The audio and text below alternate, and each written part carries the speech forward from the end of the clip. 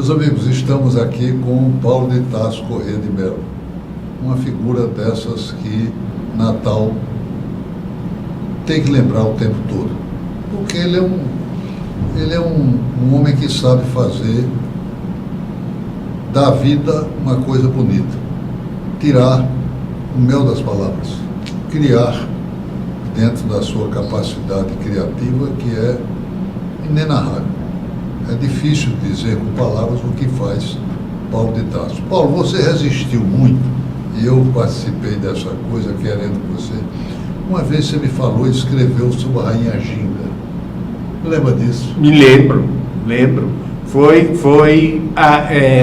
um espetáculo em Natal feito a semelhança.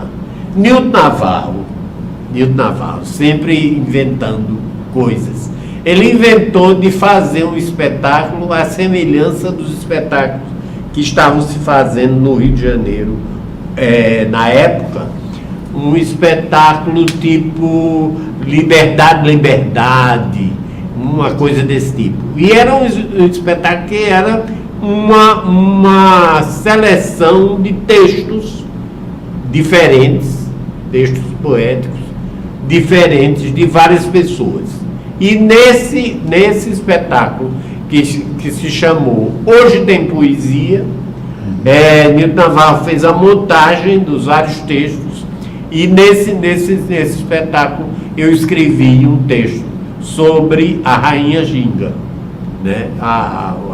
O mito da Rainha Ginga, e figurou nesse espetáculo. Talvez tenha sido uma das primeiras publicações suas.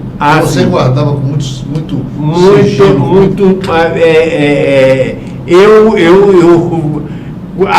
quando eu comecei a publicar, então para mim era fácil, porque as pessoas chegavam assim e diziam: tem um livro? Tem.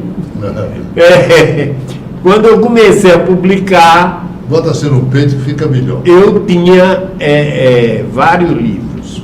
Então aqui temos esse livro, Diário de Natal. Temos outro livro chamado Misto Códice. Esse é um livro bilíngue, foi lançado em Salamanca. Temos este livro chamado Livro de Linhagens. Esse livro de linhagens foi lançado, tem uma edição, essa edição aqui, natalense, e a edição portuguesa, que é uma edição diferente que eu não tenho. Também foi lançado em Salamanca. Esse é o livro chamado Livro de Louvor, que foi lançado em Salamanca. É um livro que é todo em homenagem. O louvor é feito à poeta americana Emily Dickinson, que é uma poeta do meu particular, da minha paixão particular. E temos aqui a tal edição popular do Alto de Natal. Resultado. Me diga uma coisa, Paulo, de todos esses, você começou com, se eu não estou enganado, com Talhe Rupestre. Talhe Rupestre. Cujo título já é quase um poema. Um poema difícil e que mostra também a pedra, né? O Talhe Rupestre Talhe Rupestre ele foi influenciado pelas descobertas aqui do Lajedo da Soledade. Então eu me impressiono muito com coisas locais no Rio Grande do Norte. E havia toda uma perspectiva do Lajedo da Soledade, as instituições rupestres que estavam se encontrando no Lajedo da Soledade.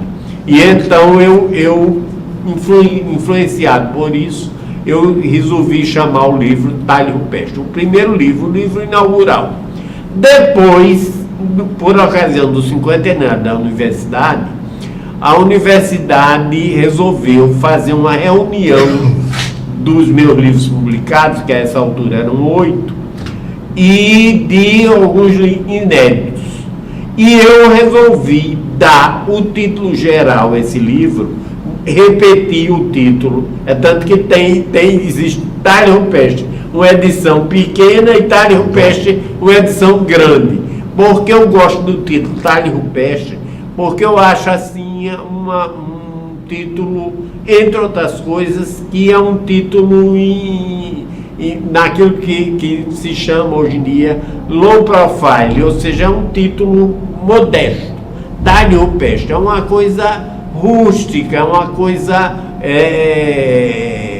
mal acabada. Foi o contrário. É muito bem acabado. Pois bem, mas Aliás, como os talhes rupestres que estão no Lajedo da Soledade. Mas quero fazer uma observação aqui importante, porque esse é um programa de diálogo, é muito menos de entrevista e mais de diálogo. Então, um pouco de lembrança importante. O Rio Grande do Norte não estava no mundo das cavernas, não estava nas inscrições rupestres, até que foi criado o Instituto Câmara Cascudo, que hoje é museu, com à frente com Zé Nunes Cabral, participando dele também Veríssimo de Mello e outras figuras notáveis. E eles chegaram a levantar as inscrições rupestres das cavernas do Rio Grande do Norte, e o trabalho foi feito extraordinário, que veio surgir, afinal, ressurgir e aparecer de um plano nacional com a inscrição. Paulo tem também essa sensibilidade de pegar uma coisa curiosa, diferente, que é a inscrição rupestre, e transformar em poesia, como de todas as coisas que ele transforma no dia a dia. Um pouco mais sobre a sua poesia. Como foi você em Salamanca? Emoções? Profundas emoções.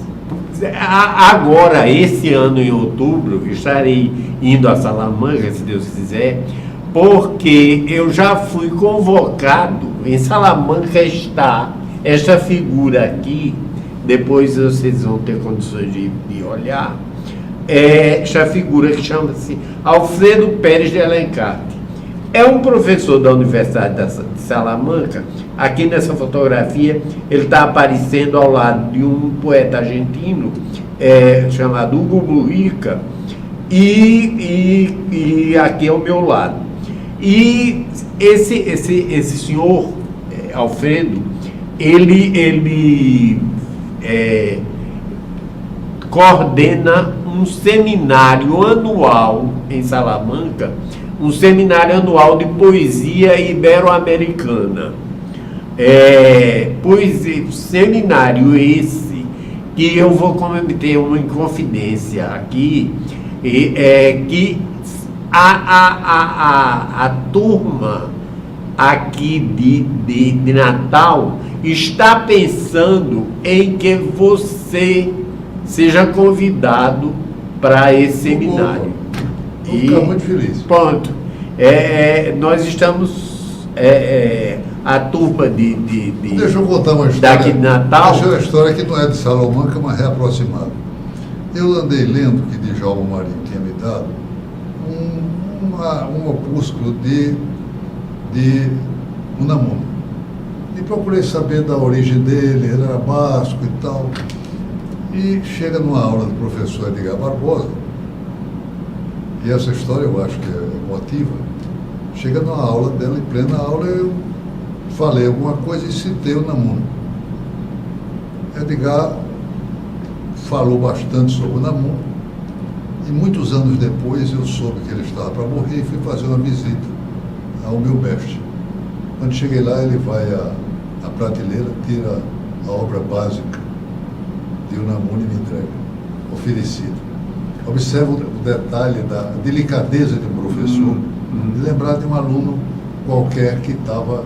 Que se lembrava de Unamuno. Lembrava da coisa. É? Uma coisa absolutamente extraordinária de Edgar Barbosa, faço esse registro. Mas voltando a Salamanca. Em Salamanca tem uma coisa muito interessante que eu tive a oportunidade de ver.